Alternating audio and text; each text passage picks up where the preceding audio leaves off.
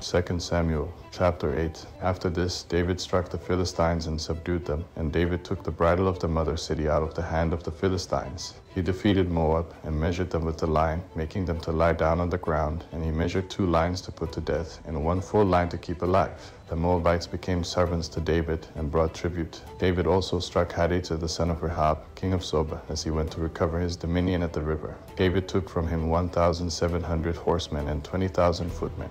David hamstrung the chariot horses, but reserved enough of them for 100 chariots. When the Syrians of Damascus came to help Hadaezer king of Zobah, David struck 22,000 men of the Syrians. Then David put garrisons in Syria of Damascus, and the Syrians became servants to David and brought tribute. Yahweh gave victory to David wherever he went. David took the shields of gold that were on the servants of Hadaezer and brought them to Jerusalem.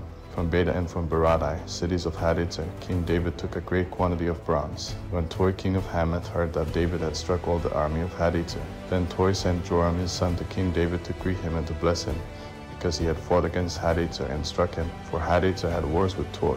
Joram brought with him vessels of silver, vessels of gold, and vessels of bronze. King David also dedicated these to Yahweh with the silver and gold that he dedicated of all the nations which he subdued, of Syria, of Moab, of the children of Ammon, of the Philistines, of Amalek, and of the plunder of Hadaezer, son of Rehob, king of Zobah. David earned a reputation when he returned from striking down 18,000 men of the Syrians in the valley of Salt. He put garrisons in Edom. Throughout all Edom he put garrisons, and all the Edomites became servants to David. Yahweh gave victory to David wherever he went. David reigned over all Israel, and David executed justice and righteousness for all his people. Joab the son of Zeruiah was over the army. Jehoshaphat the son of Ahilud was recorder. Zadok the son of Ahitub and Ahimelech the son of Abiathar were priests. Sariah was scribe. Benaiah the son of Jehoiada was over the Cherethites and the Pelethites, and David's sons were chief ministers. 2 Samuel chapter 9. David said, Is there yet any who is left of Saul's house, that I may show him kindness for Jonathan's sake? There was of Saul's house a servant whose name was Ziba, and they called him to David. And the king said to him, Are you Ziba? He said, I am your servant. The king said, Is there not yet any of Saul's house, that I may show the kindness of God to him? Ziba said to the king, Jonathan still has a son, who is lame in his feet. The king said to him, Where is he? Ziba said to the king, Behold, he is in the house of Machir the son of Ammiel, in Lo-debar. Then King David sent and brought him out of the house of Machir the son of Ammiel, from Lo-debar. Mephibosheth, the son of Jonathan, the son of Saul, came to David, fell on his face, and showed respect. David said, Mephibosheth. He answered, Behold, your servant. David said to him, Don't be afraid, for I will surely show you kindness for Jonathan your father's sake, and will restore to you all the land of Saul your father. You will eat bread at my table continually. He bowed down and said, What is your servant, that you should look at such a dead dog as I am? Then the king called to Ziba, Saul's servant, and said to him, All that belonged to Saul and to all his house I have given to your master's son. Till the land for him, you, your sons, and your servants. Bring in the harvest, that your master's son may have bread to eat, that Mephibosheth your master's son will always eat bread at my table. Now Ziba had 15 sons and 20 servants. Then Ziba said to the king, According to all that my lord the king commands his servant, so your servant will do. So Mephibosheth ate at the king's table like one of the king's sons. Mephibosheth had a young son, whose name was Micah. All who lived in Ziba's house were servants to Mephibosheth. So Mephibosheth lived in Jerusalem, for he ate continually at the king's table. He was lame in both his feet.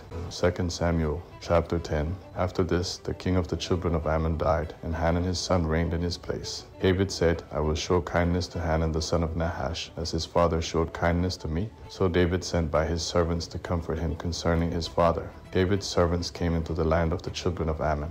But the princes of the children of Ammon said to Hanan their lord, Do you think that David honors your father, and that he has sent comforters to you? Hasn't David sent his servants to you to search the city, to spy it out, and to overthrow it?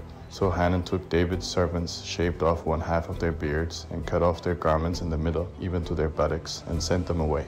When they told David this, he sent to meet them, for the men were greatly ashamed. The king said, Wait at Jericho until your beards have grown, and then return. When the children of Ammon saw that they had become odious to David, the children of Ammon sent and hired the Syrians of Beth-rehob and the Syrians of Zobah, 20,000 footmen, and the king of Maachah with 1,000 men, and the men of Tab 12,000 men. When David heard of it, he sent Joab and all the army of the mighty men. the children of Ammon came out and put the battle in array at the entrance of the gate. The Syrians of Soba and of Rehav and the men of Tab and Makkah were by themselves in the field. Now when Joab saw that the battle was set against him before and behind, he chose all the choice men of Israel and put them in array against the Syrians. The rest of the people he committed into the hand of Abishai his brother, and he put them in array against the children of Ammon. He said, if the Syrians are too strong for me, then you shall help me. But if the children of Ammon are too strong for you, then I will come and help you. Be courageous, and let's be strong for our people and for the cities of our God, and may Yahweh do what seems good to him. So Joab and the people who were with him came near to the battle against the Syrians, and they fled before him. When the children of Ammon saw that the Syrians had fled, they likewise fled before Abishai, and entered into the city. Then Joab returned from the children of Ammon and came to Jerusalem. When the Syrians saw that they were defeated by Israel, they gathered themselves together. Hadadezer sent and brought out the Syrians who were beyond the river, and they came to Helam, with Shobach the captain of the army of Hadadezer at their head. David was told that, and he gathered all Israel together, passed over the Jordan, and came to Helam. The Syrians set themselves in array against David and fought with him. The Syrians fled before Israel, and David killed 700 charioteers of the Syrians and 40,000 horsemen, and struck Shobach the captain of their army, so that he died there. When all the kings who were servants to Hadadezer saw that they were defeated before Israel, they made peace with Israel and served them. So the Syrians were afraid to help the children of Ammon any more. 2 Samuel chapter 11. At the return of the year, at the time when kings go out, David sent Joab and his servants with him, and all Israel, and they destroyed the children of Ammon and besieged Rabbah. But David stayed at Jerusalem. At evening, David arose from his bed and walked on the roof of the king's house. From the roof, he saw a woman bathing, and the woman was very beautiful to look at. David sent and inquired after the woman. One said, "Isn't this Bathsheba, the daughter of Eliam, Uriah the Hittite's wife?" David sent messengers and took her, and she came into him, and he lay with her, and she returned to her house. The woman conceived, and she sent and told David, and said, "I am with child." David sent to Joab, "Send me Uriah the Hittite." Joab sent Uriah to David. When Uriah had come to him, David asked him how Joab did, and how the people fared, and how the war prospered. David said to Uriah, "Go down to your house and wash your feet." Uriah departed out of the king's house, and a gift from the king was sent after him. But Uriah slept at the door of the king's house with all the servants of his lord, and didn't go down to his house. When they had told David, saying, "Uriah didn't go down to his house," David said to Uriah, "Haven't you come from a journey? Why didn't you go down to your house?" Uriah said to David, "The ark, Israel, and Judah are staying in tents, and my lord Joab and the servants of my lord are encamped in the open field. Shall I then go into my house to eat and to drink, and to lie with my wife? As you live, and as your soul lives, I will not do this thing." David said to Uriah, "Stay here today also, and tomorrow I will let you depart." So Uriah stayed in Jerusalem that day and the next day.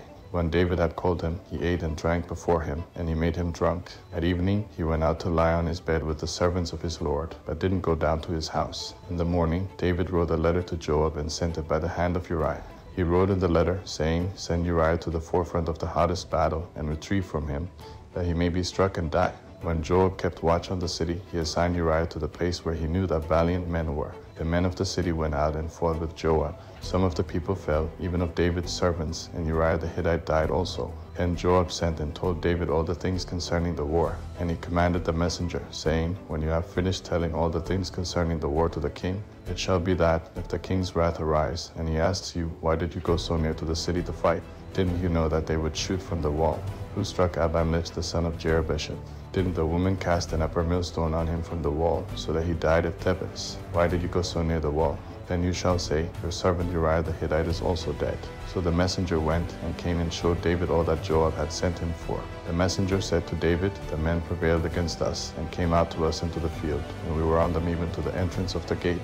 The shooters shot at your servants from off the wall, and some of the king's servants are dead, and your servant Uriah the Hittite is also dead." Then David said to the messenger, "Tell Joab, don't let this thing displease you, for the sword devours one as well as another. Make your battle stronger against the city, and overthrow it. Encourage him." When Uriah's wife heard that Uriah her husband was dead, she mourned for her husband. When the mourning was past, David sent and took her home to his house, and she became his wife and bore him a son. But the thing that David had done displeased Yahweh.